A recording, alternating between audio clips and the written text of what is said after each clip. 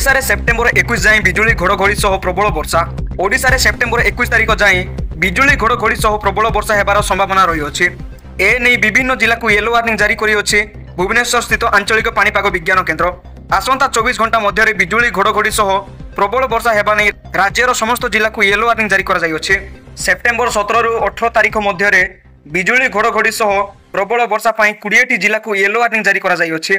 एही जिला गुड़िक है सुंदरगढ़, झारसुगुड़ा, संबलपुर, देवगढ़, बरगढ़, केन्दुझर, मयूरभंज, बालेश्वर, भद्रक, जाजपुर, जगतसिंहपुर, केन्द्रापड़ा, पुरी, खोर्धा, कटक, नयागढ़, गंजाम, गजपति, अनुगुल और ढेंकानाल।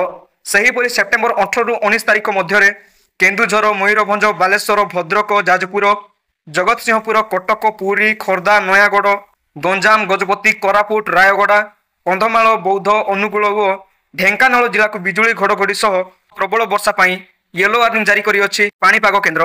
सेप्टेम्बर 19 रु 20 तारिख मध्य केन्दुझर, मयूरभंज, बालेश्वर, भद्रक, जाजपुर, जगतसिंहपुर, केन्द्रापड़ा, कटक, पुरी, खोर्धा, नयागढ़, गंजाम और गजपति जिला को बिजुली घड़घड़ी सह प्रबल वर्षा पाई येलो वार्निंग जारी होई अछि।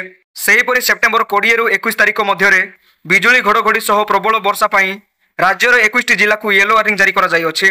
एही जिला गुड़िक है झारसुगुड़ा, सुंदरगढ़, देवगढ़, केन्दुझर, मयूरभंज, बालेश्वर, भद्रक, जाजपुर, जगतसिंहपुर, केन्द्रापड़ा, कटक, पुरी, खोर्धा, नयागढ़, गंजाम, गजपति, रायगड़ा, कोरापुट, मालकानगिरी, नवरंगपुर और बरगढ़।